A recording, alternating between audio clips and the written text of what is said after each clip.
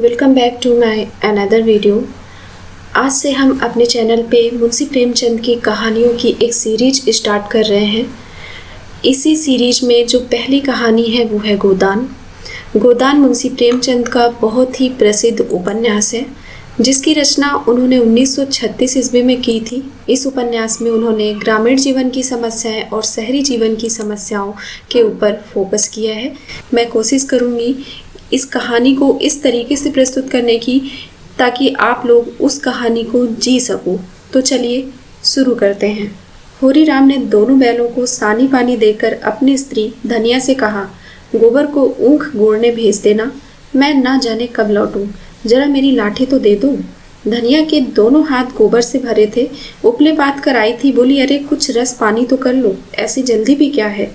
होरी ने अपने झुर्रियों भरे हुए माथे को सिकोड़ कर कहा, तुझे रस पानी की पड़ी है। मुझे ये चिंता है कि अबेर हो गई तो मालिक से भेंट ना होगी।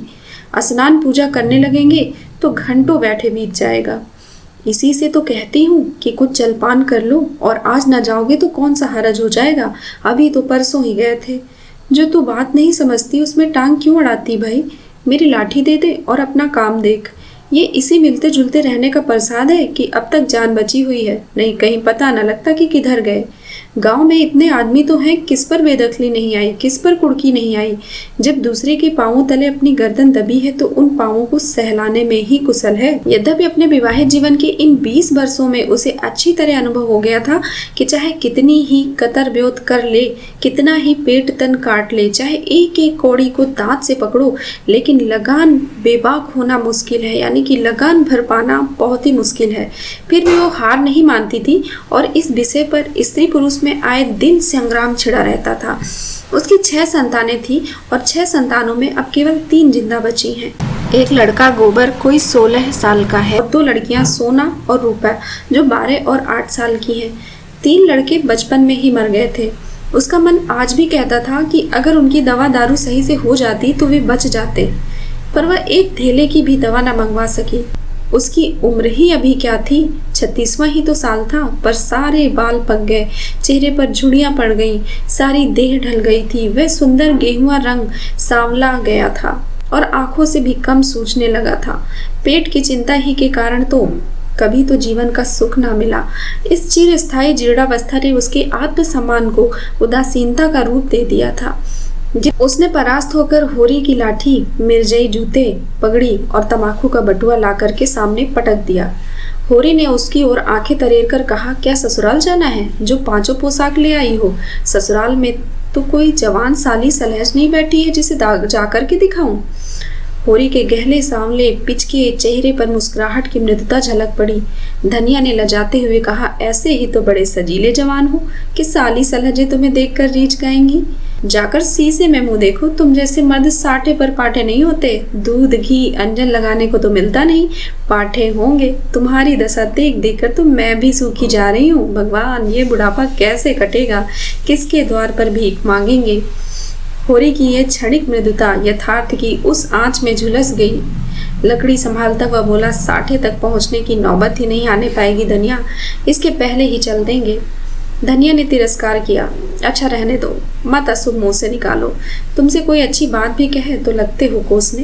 होरी कंधे पर लाठी रखकर घर से निकला तो धनिया द्वार पर खड़ी उसे देर तक देखती रही। उसके इन निराशा भरे शब्दों ने धनिया के चोट खाए हुए हृदय में आतंक में कंपन सा डाल दिया था। वह जैसे अपने नारीत्व के संपूर्ण तप और व्रत से अपने पति को अभयदान दे रही थी। उसके अंतःकरण से जैसे आशीर्वादों का व्यूह सा निकलकर होरी को अपने अंदर छिपा लेता। विपन्नता के इस अथाह सागर में सुहाग ही वह तृण था जिसे पकड़े हुए वह सागर को पार कर रही थी।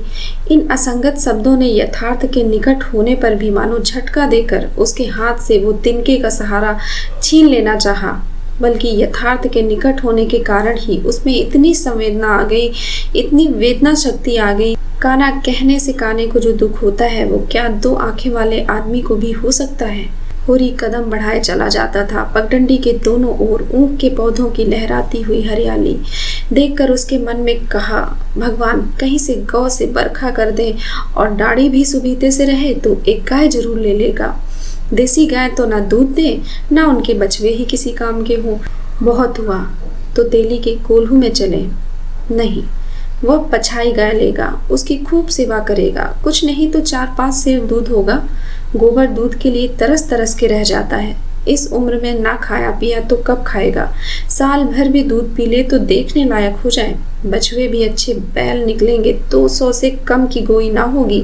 फिर गऊ से ही तो द्वार की शोभा है। सवेरे सवेरे गऊ के दर्शन हो जाए तो क्या कहने। न जाने कब ये साथ पूरी होगी, कब वह शुभ दिन आएगा। हर एक गृहस्थ की भांति होरी के मन में भी गऊ की लालसा चिरकाल से संचित चली थी। यही उसके जीवन का सबसे बड़ा स्वप्न, सबसे बड़ी साथ थी। बैंक सूद से चैन करने या जमीन खरीदने या महल बनवाने की विशाल आकांक्षाएं उसके नन्हे से हृदय में कैसे समाती।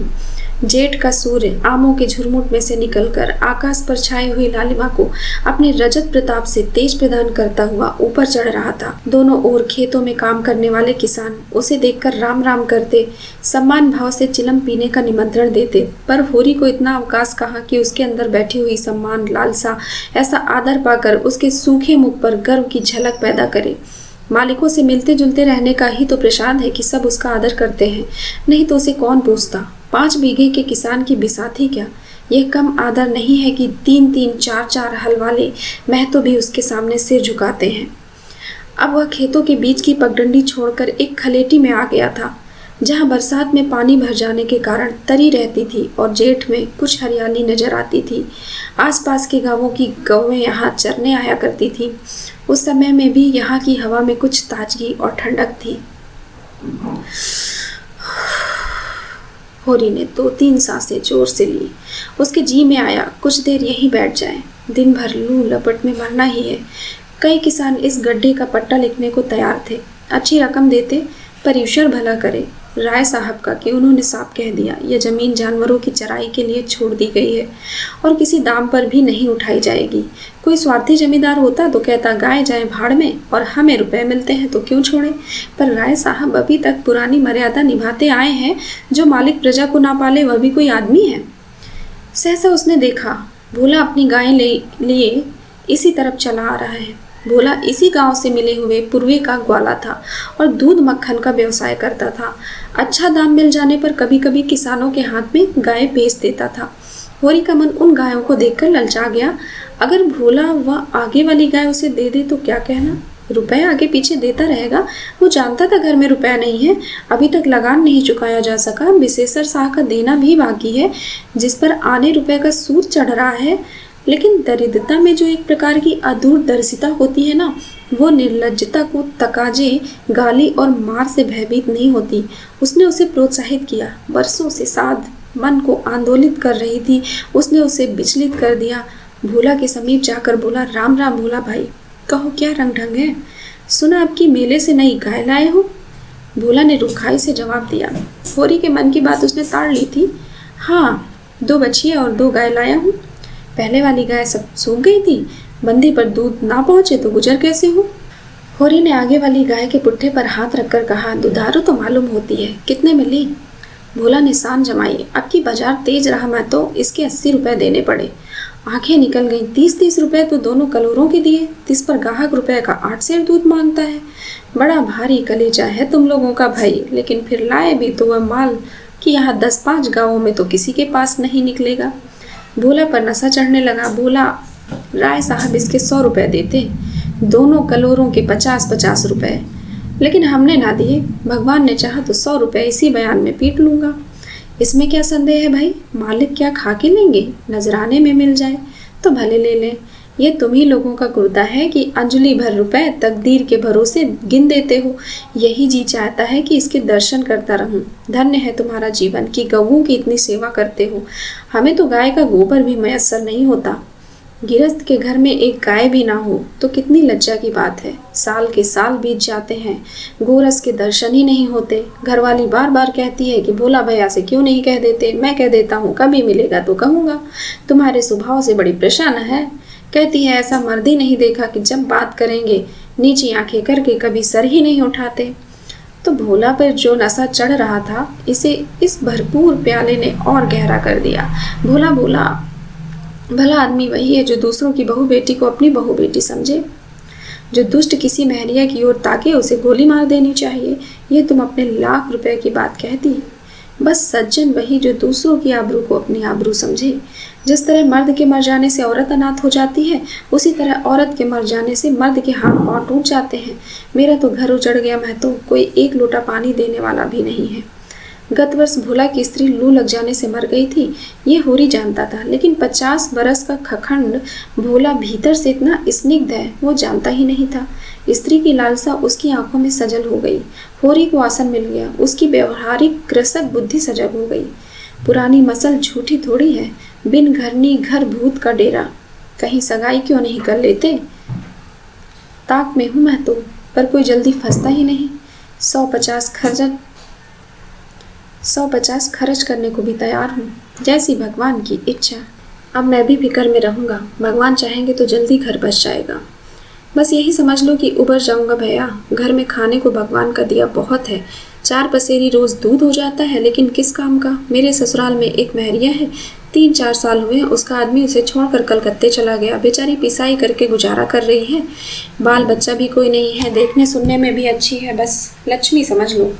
भोला का सिकड़ा हुआ चेहरा जैसे चिकना हो गया। आशा में कितनी सुधा है। बोला, अब तो तुम्हारा ही आसरा, मैं तो छुट्टी हो तो चलो एक दिन देख आए। मैं ठीक ठाक करके तब तुमसे कहूँगा। बहुत उतावली करने से भी काम बिगड़ जाता है। जब तुम्हारी इच्छा हो तब चलो। उतावली का है कि इस कबरी पर मन नचाया तो ले लो। ये गाय मेरे मान की नहीं है दादा, मैं तुम्हें नुकसान नहीं पहुंचाना चाहता। अपना धर्म ये नहीं कि मित्रों का गला दबाएं। जैसे इतने दिन बीते हैं तो और भी बीत जाएंगे। ऐसा होरी ने कहा। तुम तो ऐसी बातें करते हो होरी, जैसे हम तुम दो हैं। तुम गाय ले जाओ, दाम जो चाहे दे देना। जैसे मेरे घर पे रही वैसे तुम्हारे घर रही। 80 रुपए में ली थी, तुम 80 रुपए ही दे देना, जाओ। लेकिन मेरे पास नगद नहीं है दादा, समझ लो। तो तुमसे नगद कौन मांगता है भाई? होरी की छाती गज भर की हो गई। 80 रुपए में गाय महंगी नहीं थी। ऐसा अच्छा डील डॉल दोनों जून में 6-7 से दूध सीधी ऐसी कि बच्चा भी दूल्हे। इसका तो एक एक बाछा 100-100 रुपए का होगा। द्वार पर बंधेगी तो द्वार की शोभा बढ़ जाएगी। उसे अभी कोई 400 रुपए देने थे, लेकिन उधार को वह एक तरह से मुफ्त समझता था। कहीं भोला की सगाई ठीक हो गई तो 1-2 साल तो वह बोलेगा ही नहीं। सगाई ना भी हुई तो होरी का क्या बिगड़ता है? यही तो होगा, भोला बार बार तगादा करने आएगा, बिगड़ेगा, गालियां देगा, लेकिन होरी को इससे ज्यादा शर्म नहीं थी। इस व्यवहार का वह आदी हो चुका था। कृषक के जीवन का यही तो प्रसाद है। भोला के साथ वह छल कर रहा था और यह व्यापार उसकी मर्यादा के अनुकूल था। अब भी लेन देन में उसके लिए लिखा पढ़ी होने और ना होने में कोई अंतर नहीं था। सूखे बूढ़े की विपदाएं उसके मन को भीरू बनाए रहती थी। ईश्वर का रौद्र रूप सदैव उसके सामने रहता था, पर यह छल उसकी नींद में छलना था। यह केवल स्वार्थ सिद्धि थी, यह कोई बुरी बात नहीं थी। इस तरह का छल तो वह दिन रात करता रहता था। घर में 2-4 रुपए पड़े रहने पर भी महाजन के सामने कसमें खा जाता था कि 1 पाई भी नहीं है। सन को कुछ गीला कर देना और रुई में कुछ बिनौले भर देना उसकी नीति में जायज़ था। और यहाँ तो केवल स्वार्थ नहीं था, थोड़ा सा मनोरंजन भी था। बुढ़ों का बुढ़भस हास्यास्पद वस्तु है, और ऐसे बुढ़ों से अगर कुछ ऐंठ लिया जाए तो कोई दोष पाप नहीं होता। भोला ने गाय की पगैया होरी के हाथ में देते हुए कहा, ले जाओ महतो, तुम भी याद रखोगे। ब्याते ही 6 सेर दूध ले लेना। चलो मैं तुम्हारे घर तक पहुंचा दूं, शायद तुम्हें अनजान समझकर रास्ते में कुछ दिख करे। अब तुमसे सच कहता हूँ, मालिक 90 रुपए देते थे, पर उनके यहाँ गवों की क्या कदर। मुझसे लेकर किसी हाकिम हुक्काम को दे देते। हाकिमों को गऊ की सेवा से मतलब, वो तो खून चूसना भर जानते हैं। जब तक दूध देती रखते, फिर किसी के हाथ बेच देते। किसके पल्ले पड़ती कौन जाने। रुपया ही सब कुछ नहीं है भैया, कुछ अपना धर्म भी है। तुम्हारे घर आराम से रहेगी, यह तो ना होगा कि तुम आप खाकर सो रहो और गऊ भूखी पड़ी रहे। उसकी भी तो सेवा करोगे, चुमकारोगे, गऊ हमें आशीर्वाद देगी। तुमसे क्या कहूँ भैया, घर में चंगुल भर भी भूसा नहीं है। रुपए सब बाजार में निकल गए। सोचा था महाजन से कुछ लेकर भूसा ले लूँगा, लेकिन महाजन का पहला ही नहीं चुका। उसने इनकार कर दिया। इतने जानवरों को क्या खिलाएं, यही चिंता मारे डालती है। चुटकी चुटकी भर खिलाऊं तो मन रोज रोज का खर्च है। भगवान ही पार लगाए तो लगे। होरी ने सहानुभूति के स्वर में कहा, तुमने हमसे पहले क्यों नहीं कहा? हमने 1 गाड़ी भूसा बेच दिया। भोला ने माथा ठोककर कहा, इसलिए नहीं कहा भैया कि सबसे अपना दुख क्यों रोऊं। बांटता कोई नहीं है, हंसते सब हैं। जो गाय सूख गई हैं उनका गम नहीं। पत्ती सत्ती खिलाकर चिल्ला लूंगा, लेकिन अब तो यह राती बिना नहीं रह सकती। हो सके तो 10-20 रुपए भूसे के लिए दे दो।